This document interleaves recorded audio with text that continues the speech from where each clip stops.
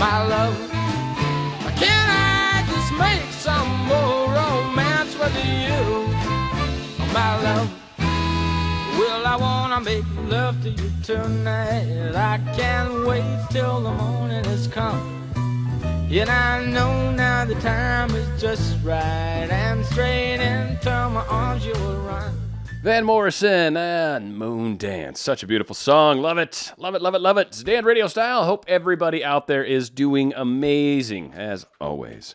So, do we really believe we are worthy? Now, I gotta say, this comes in a few forms, but it's also something that I think truly afflicts many people, regardless of how well we really think we have this in check. I think a lot of times when we start to look at some of the things that we're trying to create in our lives, or maybe on the cusp of creating, we start to have these doubts, these fears. They start to gnaw at us, and that's where we really start to see like where our little areas are that we really need to look at ourselves and go, dude, no, you are good enough. You are whatever. So a lot of us really need to take a moment, take a step back. If it's been taking a while, if you feel there's been some handbraking going on, if you feel like for some reason there's just this odd resistance to whatever it is that you're trying to manifest, a lot of times it can come down to that worthiness factor, that self-love concept. And I know a lot of us are like, no, I totally work on my self-love. I totally love myself. And then like 4 seconds down the road, you'll hear him say, yeah, but I don't know. He's probably never going to forgive me for what I did. What? Excuse me? He's never going to forgive you? Is this really this I'm worthy? Of course, if you are worthy, it has to work out. And if there's any sort of blockage, any sort of blockade, any sort of obstacle, and it is going to work out, then that will happen. If you're worthy, then that obstacle will be crossed, right? Like that's the truth of it. If you really are worthy, then that's not an issue. It's not a game stopper because of course he's going to get over it. Of course he will. I've learned from what I did. I've made changes with who I am. I'm a better person now. So yes, of course he's going to forgive me. We belong together. That's the only way this can work out. So duh, of course it's got to happen. But a lot of us get stuck in those moments, and that's really, it's not right, it's not wrong, it's not that. It's showing us, it's a spotlight, showing us, hey, here's something that you really just don't think you're worthy of. Or maybe the relationship in general, and there's a whole bunch of things that you feel are slowing you down. Maybe one example, well, I'll do mine here in a second. They can't forgive me was the one I just said, aren't good enough, right? Aren't good enough, aren't fast enough, aren't strong enough, aren't pretty enough, aren't skinny enough, aren't whatever enough, aren't rich enough. All of those things can come into play for many people. When you're trying to manifest something, they'll probably choose someone else because they make more money, or they'll probably choose someone else because they drive a nicer car, or they'll probably choose somebody else because they work someplace, you know, they're a bus driver, and I just think bus drivers are cool. I don't know, making stuff up. So again, these are the things that we can stop ourselves with. Anything can happen.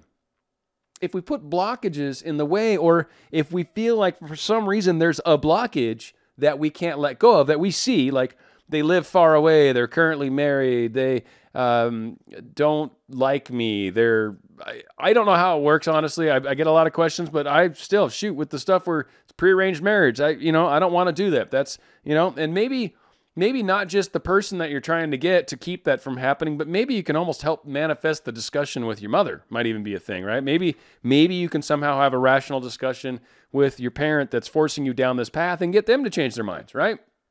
Maybe they're the first generation that says, you know what? No, you want to marry someone you love, then I'm going to support that, right? Like, I know we've done this for thousands of years or whatever the heck, right? But now, no, I agree. We're going to change our ways right here. The one for me, I got something really cool going on that I hopefully can share with you guys very, very shortly. In fact, tomorrow's going to be a significant day in this whole joyride I've been on for 2 weeks now. This is the concept of, am I able to do this? When you're putting yourself up to a challenge that's above where you're currently at, where it's a step up in a dimensional level almost sometimes, but certainly a harder career, a harder job, maybe trying to do a YouTube channel and I just can't get in front of a camera, whatever. It's too hard. I'm not able to do it. If the opportunity is in front of you, be it however it came about, you've created that. You're worthy of that. That's why it's there. So those are the moments, again, when you start getting close to creating these manifestations, when you start getting near the finish line, a lot of times that's where this stuff just really starts to get more and more and more. And it's almost like the test. It's almost like the last test before you finally get it. Like, I'm going to ramp this up so far, you've got to be able to keep saying, no, I am good enough. I am good enough. Dog paddling, trying to stay above the rising water, right? Like, it's that whole keep doing it. Don't give up. Keep going. Doesn't matter. Doesn't matter. You know where you're going. This has been working. You're getting there. You're so close right now. All these questions are really going to start to come to the surface. And once you truly look at them and go, no, I'm not scared, poof, they go away. And seriously, like, you almost probably never have that experience again. It is truly a moment when you kind of walk through the fire, if you will, and you're like, I didn't get burned. No way. No way. And then you know. And that's the thing. I've talked about wisdom before. The second you walk through it, the second you become it, the second you are this decision, things start to happen. Doors start to open. And the worthiness is a factor that all of us have to get over. We're all worthy of what it is that we desire. Otherwise, you can't have it. And if you don't think you're worthy, I don't feel like I'm worthy, well, then you can't have it. I mean, I don't know. There's no way around that. Like, you got to be worthy. And if you're not, then there you go. Again, it's that vibrational escrow. It's what we're putting out there. And if you are vibrating that, no, I'm not, or no, that I want to manifest more money, but it's too expensive. Every time you look at price tags and stuff like that, you've kind of got to be able to shape the way you're thinking. Now, maybe you don't necessarily want to buy the most expensive thing when you're trying to increase your money, but constantly focusing on how you don't have enough is certainly where it's like, I am going to do this. I'm making more money. More money is coming to me.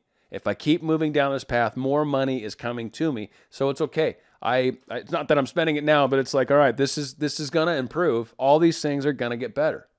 And the same is the concept with our significant people, for example. It's going to get better as you progress. This is going to happen. It's the same thing when you need the money, right? So if you're trying to get money or trying to get a relationship, they're both interesting ones.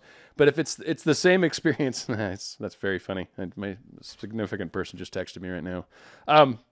But one really awesome analogy that I kind of came up with to sort of explain kind of what happens when we're not worthy, when we're trying to manifest something and we have these moments where we're not worthy. And we talk about like energy, right? Attracting another energy. I guess kind of another way to sort of look at it, which I think kind of helps, is when we are feeling that we're not worthy, it's very similar. And for any of you, I hope that you've been to a place, concert's a really common one, where you may have a screen really far away, right? Like maybe you're in the grass seats, or maybe you're like, 1,000 feet away or whatever, right? Or 1,000, I don't know, 1,000 feet would be what, 300 meters plus, whatever, right? And you're far away and you're out there and all of a sudden you see something on the screen, but the hearing it happens like a fifth of a second later is when you would hear it. So everything gets out of sync.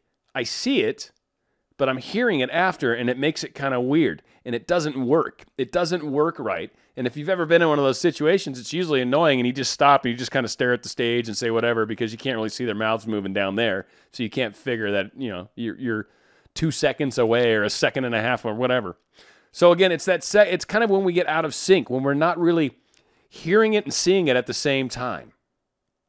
And that's kind of what happens when we're not worthy, when we kind of start throwing these little doubts in the middle of it and all that stuff. When we start getting really, really close, it's a bad time to start kind of diffusing your energy, if you will, to start breaking apart at the seams. So we've got to remember that we are worthy. These things are ours to have. We definitely deserve them. And if they're in our path, 1, act, please. And 2, you're worthy. Of course, that's why it's happening. That's why it's before you. It's giving you the chance to have this. So here is some opportunity. You're worthy of it. Take it. Run with it. Do it. Be it and have it. I hope this helps. Going out with a great song by Billy Joel. I go to extremes. It's Dan Radio Style.